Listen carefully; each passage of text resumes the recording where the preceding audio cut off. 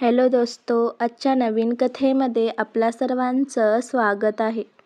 आजच्या नवीन कथेचं नाव आहे नातं बदललं प्रेम नाही. सायली आणि रोहन एकाच गावातले, लहानपणापासून एकत्र वाढलेले. गावातल्या सगळ्यांना माहिती होतं सायली म्हणजे रोहनची बहिणीसारखी. शाळेत सणासुदीला किंवा गावच्या कार्यक्रमात दोघं नेहमी एकत्र दिसायचे.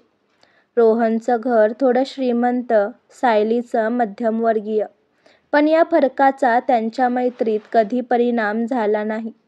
रोहन नेहमी सायलीला म्हणायचा, तू माझी छोटी बहीण आहेस हो. तुला कोणी त्रास दिला तर बघ.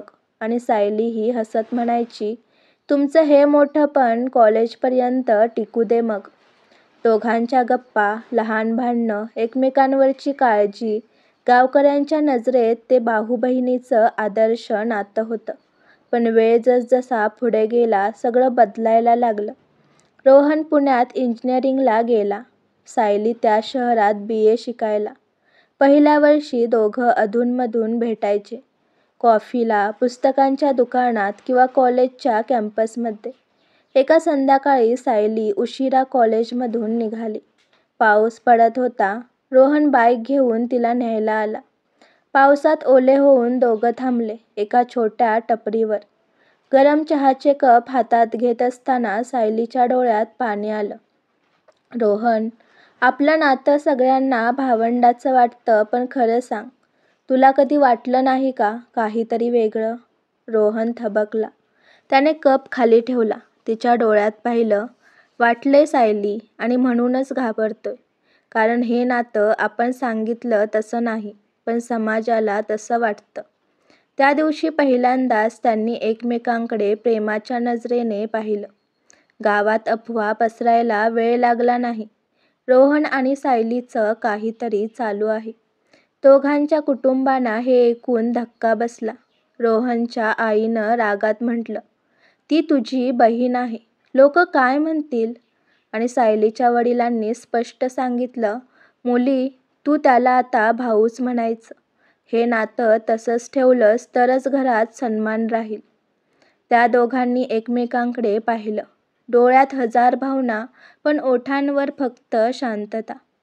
त्याच रात्री दोघांनी ठरवलं, आपण समाजासाठी नातं बदलू, पण मनातलं प्रेम तसंच ठेवू.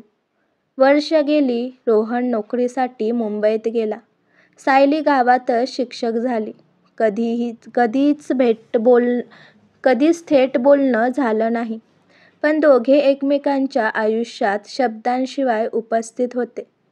सायली दरवर्षी रक्षाबंधनाच्या दिवशी त्याला राखी पाठवायची आणि रोहन ती प्रत्येक वर्षी बांधायचा. पण डोळ्यातून गाळलेले अश्रू त्याच्या मनातलं सत्य सांगायचे. एकेवेळी सायलीला लग्नाचा प्रस्ताव आला, पण तिनं रोहनला फक्त एक मेसेज केला, जर तू हो म्हणालास तर मी लग्न करेन. रोहनने उत्तर दिलं, तू सुखी राहावीस म्हणून हो म्हणतोय. त्या दिवशी त्याने मनातल्या प्रेमावर पहिल्यांदा हार मानली. 10 वर्षांनी सायलीचं लग्न झालं. मुलं झाली. रोहन विदेशात गेला. संपर्क कमी झाला. पण एक दिवस सायलीला पोस्टाने एक लिफाफा आला. रोहनचं नाव होतं. आत एक पत्र होतं. सायली, आयुष्यभर तुला बहीण म्हणताना माझ्या मनात प्रेयसी दडलेली होती.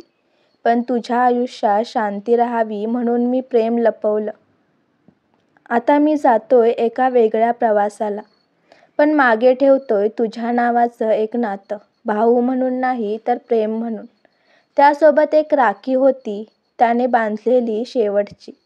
सायली ती राखी छातीशी धरून खूप वेळ रडत राहिली. वर्षानंतर जेव्हा सायली आपल्या मुलीला सांगत होती, कधी कधी समाजासाठी आपण नात्याचं नाव बदलतो, पण मनातलं प्रेम कोण बदलू शकत नाही. ती शांतपणे त्या जुन्या पत्राकडे पाहत होती. त्यात अजूनही रोहनचं अक्षर होतं आणि प्रेमाचं अमर नातं जिवंत होतं. ती त्याला भाऊ म्हणायची सगळ्यांसमोर, पण दोघांनीच ठरवलं होतं समाजासाठी नातं बदललं, पण मनातलं प्रेम तसंच ठेवायचं. आजची कथा आवडला असल्यास व्हिडिओला लाईक करा. चॅनलला सबस्क्राईब करा आणि कथा कशी वाटली हे कमेंटद्वारे जरूर कळवा. व्हिडिओ जास्तीत जास्त शेअर करा. धन्यवाद.